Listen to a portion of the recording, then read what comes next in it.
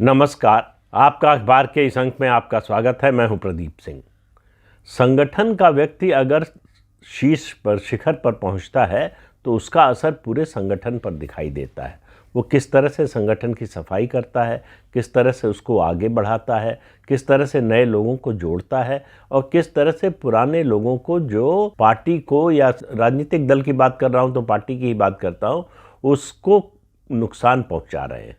और सबसे बड़ी चीज़ जो किसी भी अच्छे संगठन और बुरे संगठन का अंतर है, वो है गणेश परिक्रमा की संस्कृति से मुक्ति। अगर कोई संगठन गणेश परिक्रमा की संस्कृति से मुक्त है तो वो आज की भारतीय जनता पार्टी बनेगा। अगर वो गणेश परिक्रमा की संस्कृति से युक्त है तो वो आज की कांग्रेस पार्टी बनेगा। तो इस बेसिक अंतर को समझ लीजिए तो आपको भाजपा और कांग्रेस का अंतर समझ में आएगा। अब ये भारतीय जनता पार्टी ही कर सकती है और प्रधानमंत्री नरेंद्र मोदी के रहते शीर्ष पर, शिखर नेतृत्व पर रहते हुए ही हो सकता है। 195 की लिस्ट आई है कि लोकसभा उम्मीदवारों की, उसको देखकर आपको ये लगेगा।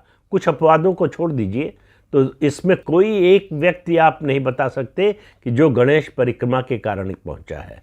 दूसरा, जिन लोगों को रिपीट किया गया है, यानी जिन सदस्यों को, लोकसभा सदस्य जो पहले से थे और उनको फिर से टिकट मिला है, उनका संपर्क अपने निर्वाचन क्षेत्र से बना हुआ नहीं था, ये नहीं कह सकते।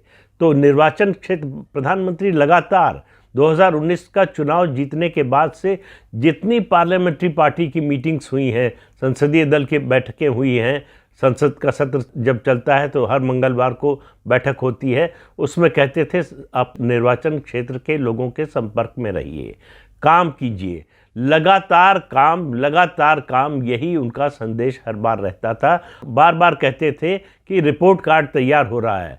जो लोग ऐसा नहीं कर रहे हैं, जो लोग जनता से नहीं जुड़ रहे हैं, उनको टिकट मिलने में दिक्कत होगी। तो कई लोगों को, जिनको नहीं मिला, लगभग 15% टिकट कटे हैं अभी तक जो घोषित हुए हैं उनमें। तो आप समझ लीजिए कि क्या समस्या होती है। ये एक संदेश बड़ा साफ साफ चला गया है। अब मैं जो बात कर रहा था कि भारतीय जनता पार्टी ही कर सकती है, अब कल्पना कीजिए कि जहां हमारी आदत पड़ गई हो देखने की, या अभ्यस्त हो गए हों हम कि गणेश परिक्रमा से, यानी जो बड़ा नेता है उसके आसपास घूमने से, उसकी चमचागिरी करने से, उसकी जो है चाटुकारिता करने से आपको टिकट मिल सकता है, लोकसभा का, विधानसभा का, राज्यसभा का, पार्टी में पद मिल सकता है, सरकार में पद मिल सकता है। वहाँ 3 पूर्व सरपंच, उनको लोकसभा का टिकट सीधे मिल जाए। एक जिला पंचायत सदस्य, उसको लोकसभा का टिकट मिल जाए। ये भारतीय जनता पार्टी में ही हो सकता है, किसी और पार्टी में इस तरह की बात संभव ही नहीं है। तो छत्तीसगढ़ में 4 ऐसे लोग हैं जिनको लोकसभा के चुनाव में पार्टी ने उतारा है, और ये चारों सदस्य हैं। इनका नाम आपको बता देता हूं। जांजगीर से कमलेश पांडे, बस्तर से महेश कश्यप और बिलासपुर से जीतन साहू, ये तीनों पूर्व सरपंच हैं। और रायगढ़ से राधेश्याम राठिया, ये जिला पंचायत के सदस्य हैं। अब इन्होंने अपने जीवन में कभी कल्पना नहीं की होगी कि पार्टी उनको सीधे लोकसभा का चुनाव लड़ा देगी, लेकिन भारतीय जनता पार्टी में और संगठन पर आधारित जो दल होता है, यानी संगठन के लोगों, जो मानता है संगठन की शक्ति ही असली शक्ति है। संगठन से तो सभी पार्टियां बनती हैं, लेकिन जिसका मूल मंत्र ये हो कि संगठन ही असली शक्ति है, वहाँ ही ये संभव हो सकता है। और ये संभव करके पार्टी ने दिखाया है। और ऐसे लोग तमाम हैं जिनको अंदाज़ा नहीं था, जो मुख्यमंत्री बने हैं। अभी हाल ही में जो चुनाव हुए हैं, जो मुख्यमंत्री बने हैं, उनमें से ज़्यादातर लोगों को यह अंदाज़ा नहीं था, बल्कि मैं कहूँगा कि 3 जो मुख्यमंत्री बने हैं, तीनों में से किसी को यह अंदाज़ा नहीं था कि उनको मुख्यमंत्री बनाया जा रहा है या बनाया जा सकता है। तो उनकी अपेक्षा जो है विधानसभा चुनाव लड़ने तक थी, और ज़्यादा से ज़्यादा ये थी कि अगर विधानसभा चुनाव हम जीतते हैं तो जो सरकार बनेगी उसमें मंत्री पद मिल सकता है, और वो मुख्यमंत्री सीधे बन गए। तो ये इस तरह का बदलाव, इस तरह का परिवर्तन जो है, वो संगठन आधारित पार्टी ही कर सकती है, जो संगठन को अपना असली आधार मानती हो। और ये सब इसलिए हो रहा है कि आप देखिए, प्रधानमंत्री नरेंद्र मोदी और केंद्रीय गृह मंत्री अमित शाह दोनों संगठन से आए हुए व्यक्ति हैं, नीचे से उठे हुए व्यक्ति हैं। इन लोगों ने कार्यकर्ता के रूप में काम किया है, इन लोगों ने कुर्सी लगाने का काम किया है, दरी बिछाने का काम किया है, वहाँ से उठते उठते ये शीर्ष पद तक पहुँचे हैं। तो ऐसा नहीं है कि ये खुद जो है गणेश परिक्रमा से पहुँचे थे और आज ऐसे लोगों को खोज रहे हैं, नहीं। ये जिस रास्ते से आए थे उनको मालूम है कि वो रास्ता कितना कठिन है और उस पर चलने वाला कितना परिश्रम करता है और उसकी अपेक्षाएं क्या होती हैं, तो उसकी उम्मीदें क्या होती हैं और वो किस उद्देश्य से जो है ये सब काम करता है, इस कठिन परीक्षा के दौर से गुजरता है कि हमारा संगठन आगे बढ़े। संगठन क्यों आगे बढ़े? क्योंकि संगठन राष्ट्रहित में काम कर रहा है। तो ये वैचारिक कमिटमेंट हो, ये इस तरह की विचारधारा के प्रति अगर आपकी निष्ठा हो, तब इस तरह के लोगों को आगे बढ़ने का मौका मिलता है, तभी इस तरह के लोगों को आगे बढ़ाने वाले लोग मिलते हैं। तो प्रधानमंत्री नरेंद्र मोदी खुद संगठन के व्यक्ति रहे हैं, राष्ट्रीय स्वयंसेवक संघ के स्वयंसेवक रहे हैं, उन्होंने झाड़ू तक लगाया है आरएसएस के दफ्तर में और चाय बेची है। तो वो जीवन में संघर्ष करके ऊपर उठे हैं, तो संघर्ष के महत्व को समझते हैं। वो समझते हैं कि जो सबसे निचली पायदान पर खड़ा है वो गणेश परिक्रमा करने की स्थिति में नहीं है, उसके पास पैसा नहीं है, वो कुछ जो है इस तरह का काम नहीं कर सकता जैसे दूसरी पार्टियों में दूसरे नेता करते हैं जिनके जरिए टिकट हासिल किया जा सकता है। इसलिए उसके परिश्रम पर ध्यान रखो, नज़र रखो। पहले एक समय था, या बात कर रहा हूँ 50s की और अर्ली 60s की, जब कांग्रेस में भी होता था कि बड़े नेता जिले के और तहसील लेवल के कार्यकर्ताओं पर नज़र रखते थे कि किस में कितना पोटेंशियल है, किसको आगे बढ़ाना चाहिए, वो नाम से जानते थे। ये स्थिति आज भी है भारतीय जनता पार्टी में। और प्रधानमंत्री नरेंद्र मोदी में की ये खासियत है कि जो ज़मीनी कार्यकर्ता है उसका सम्मान बहुत करते हैं। और एक किस्सा मैं पहले भी सुना चुका हूँ, जब भी मौका मिलता है बार बार सुनाता हूँ, वो है हरियाणा के मुख्यमंत्री मनोहर लाल खट्टर का।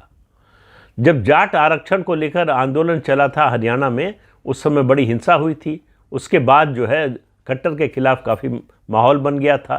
तो पार्टी में भी ये बात चलने लगी थी कि अब नेतृत्व परिवर्तन करना चाहिए, नेतृत्व परिवर्तन का समय आ रहा है, नहीं तो अगला चुनाव जीतना मुश्किल हो जाएगा।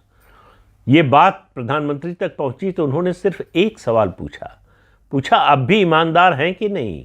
जवाब मिला कि अब भी ईमानदार हैं। तो उन्होंने कहा फिर कोई चिंता की बात नहीं है।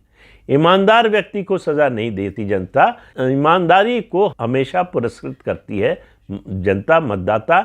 ये उसकी निगाह में रहता है कि कौन ईमानदार है, कौन बेईमान है।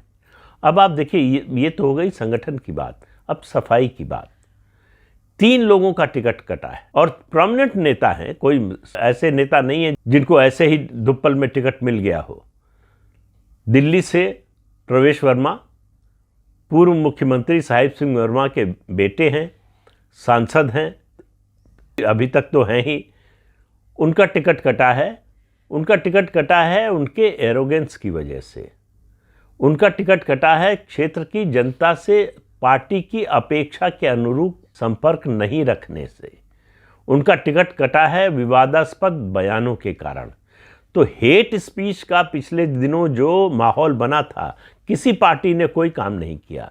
भारतीय जनता पार्टी ने इन 195 सीटों में जिनकी घोषणा की है, उम्मीदवारों की घोषणा की है, 3 अपने सिटिंग एमपीज का टिकट काट दिया है जिन पर हेट स्पीच का आरोप लगा था, जो कंट्रोवर्सी में आए थे, जिनकी वजह से पार्टी मुश्किल में पड़ी थी। प्रधानमंत्री को और दूसरे नेताओं, सरकार को जवाब देना मुश्किल हो गया था। विपक्ष ने घेरा था उनके बयानों पर। उस समय भी ये संकेत दिया था पार्टी ने कि पार्टी की नज़र में ये है और पार्टी इस पर एक्शन लेगी, लेकिन अपने समय पर लेगी। तो एक प्रवेश वर्मा, दूसरे रमेश विधोड़ी।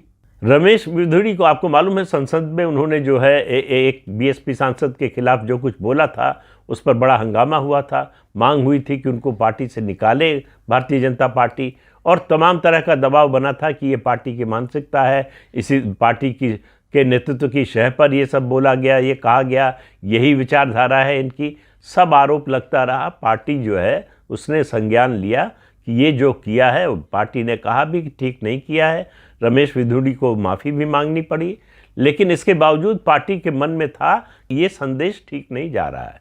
ऐसे लोगों को अगर बढ़ावा देंगे, अगर फिर से टिकट देंगे, तो इसका मतलब ये होगा कि हम भी कांग्रेस की तरह हैं। जैसे मणिशंकर अय्यर को उटपटांग बयान देने के बाद पार्टी से कुछ दिन के लिए चुनाव के समय निकाल दिया गया, फिर वापस ले लिया गया। ऐसा काम जो है भारतीय जनता पार्टी में नहीं होता, इसलिए पार्टी ने टिकट काट दिया उनका दिल्ली से। तीसरे नेता साध्वी प्रज्ञा ठाकुर भोपाल से पिछला चुनाव जीती थी। भोपाल से उन्होंने मध्य प्रदेश के पूर्व मुख्यमंत्री दिग्विजय सिंह को बड़े मतों के अंतर से हराया था। हिंदुत्व के नेता के रूप में छवि थी। मालेगांव ब्लास्ट को लेकर उनका नाम आया था। अभी वो जमानत पर रिहा है स्वास्थ्य कारणों से। उन्होंने महात्मा गांधी और गोडसे के बारे में जो बयान दिया था, उससे प्रधानमंत्री नरेंद्र मोदी बहुत आहत हुए थे। उन्होंने कहा कि ये इस देश में नहीं चल सकता। गांधी के बारे में इस तरह की धारणा, इस तरह की सोच, इस तरह की बात नहीं चल सकती। और उन्होंने उसी समय कहा था कि मैं इससे बहुत आहत हुआ हूं और मैं साध्वी प्रज्ञा ठाकुर को दिल से कभी माफ़ नहीं कर सकता। ये उन्होंने बात कही थी जब प्रज्ञा ठाकुर ने माफ़ी मांग ली थी। माफ़ी मांगने के बाद भी उन्होंने कहा कि मैं दिल से कभी माफ़ नहीं कर सकता, और सचमुच माफ़ नहीं किया। उनका भी टिकट काट दिया गया है। तो भारतीय जनता पार्टी संगठन से नीचे से लोगों को खड़ा करना, संगठन में निरंतर बदलाव करना, जमीन के लोगों को आगे बढ़ाना और हर समय नयापन लाना, नए लोगों को, जिसको कहते हैं नया ब्लड इन्फ्यूज़ करते रहना। संगठन में नया ब्लड आता रहता है तो कार्यकर्ताओं को उम्मीद बनी रहती है कि जैसे इनके दिन फिरे, हमारे भी दिन फिर सकते हैं। जो आज लोकसभा सदस्य बने हैं, कल विधानसभा सदस्य बने थे, मंत्री बने, मुख्यमंत्री बने, ये जब अपेक्षा के बिना होता है, अप्रत्याशित होता है, तो सारे कार्यकर्ताओं में एक उम्मीद जगती है कि नहीं, ये ज़मीनी काम जो हम कर रहे हैं ये बुरा काम नहीं है, ये छोटा काम नहीं है। इसी से देखिए लोग कहाँ से कहाँ तक पहुँचे हैं, हम भी पहुँच सकते हैं। ये जो उम्मीद है वो संगठन की सबसे बड़ी ताकत होती है। तो ये भारतीय जनता पार्टी ही कर सकती है, ये नरेंद्र मोदी ही कर सकते हैं, और उन्होंने करके दिखा दिया है। तो इस अंक में इतना ही। अगले अंक में फिर मिलेंगे किसी नए मुद्दे के साथ। तब तक के लिए अनुमति दीजिए। आपसे अनुरोध है कि ये चैनल देखिए, शेयर कीजिए, लाइक कीजिए और सब्सक्राइब ज़रूर कीजिए। नमस्कार।